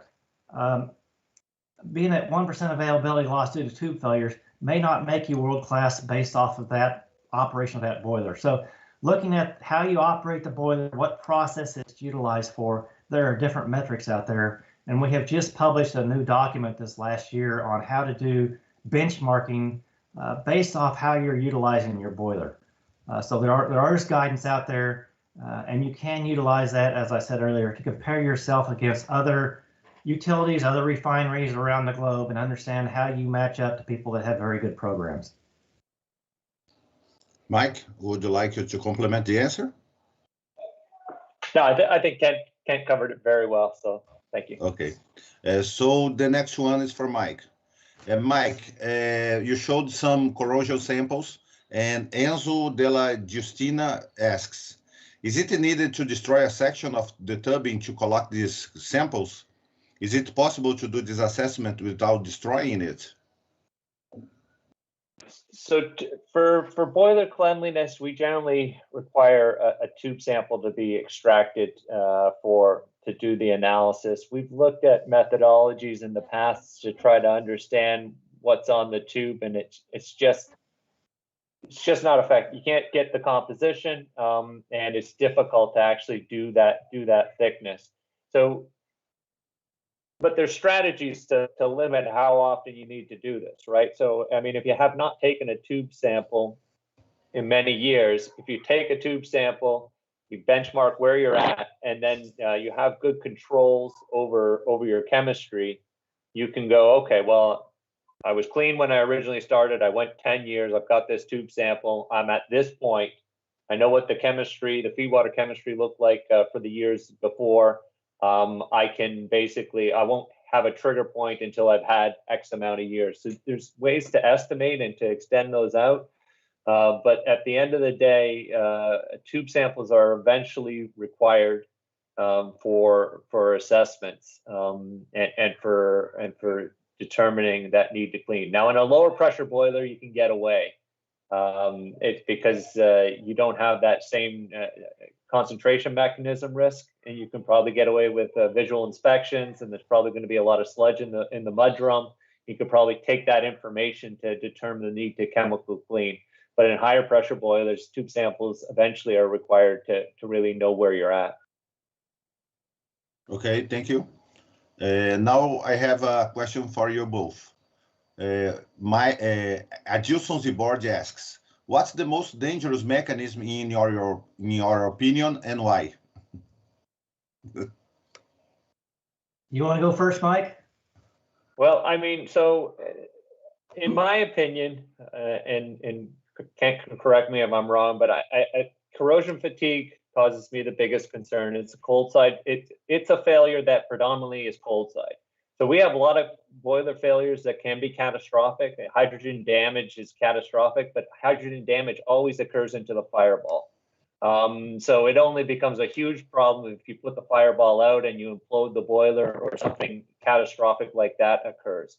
Corrosion fatigue is dangerous, and it's really concerning. And if you don't have a good assessment of where these stress riser points are, and where you are in your corrosion fatigue life, basically there's significant parts of the boiler that can represent a risk to human life. That's for higher pressure boilers. I would say more for lower pressure boilers, FAC can be a concern, but it's more of a concern actually on the feed water piping flow accelerated corrosion, and that's led to deaths in power plants. But if we're just talking about the boiler, corrosion fatigue does it for me. Kent? I agree 100%. I was going to say the FAC, but primarily if you're just talking about the boiler, we're primarily talking about corrosion fatigue. Okay, the next question is, what is the importance of the collector boiler's metallurgical microstructure replication program? When it's recommended to start, and in what recommended frequencies? I'll take that one. We generally don't recommend replication. We still utilize the tool. There are good places to utilize it, but for the life assessment process, we don't recommend replication. The primary issues with it is it only looks at a very small location, and your damage is going to primarily occur at the highest stress location. To get that replicate at the exact right location is very difficult, number one. And number two, many of these damage mechanisms occur subsurfacely. If we look at creep damage in piping and headers, 20, 30 years ago, we were thinking that the worst creep damage would be on the surface. If you did a replication, it would show you the most damage. Since that time, as we've had more failures, a lot of this damage occurs subsurfacely, especially associated with circumferential welds and thick section components. If they were welded with a submerged arc welding process, there are many examples out there where cracking will start subsurfacely and then grow to the outside surface. And by the time you detect the damage with replication, you're at a high risk of failure. The other thing I would say, utility boilers primarily, external piping, we have had seam welded piping failures. That damage always has a higher damage gradient subsurface than on the surface. If you have seam welded piping, you never want to use replication to do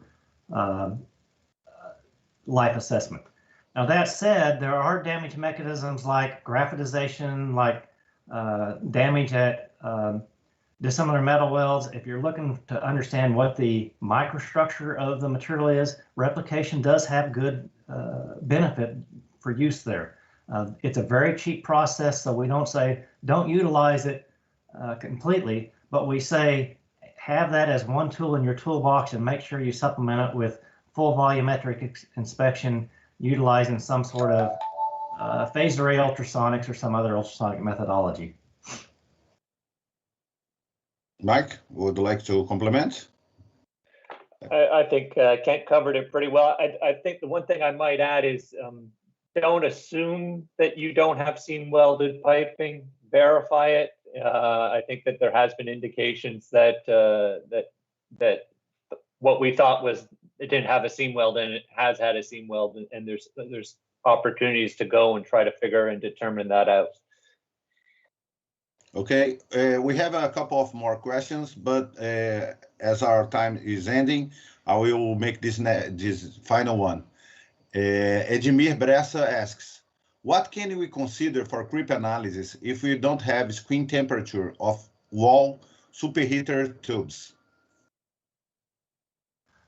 Okay, so what I was talking about earlier, what we generally recommend is an ultrasonic measurement of the oxide thickness, and I want to clarify that a little bit.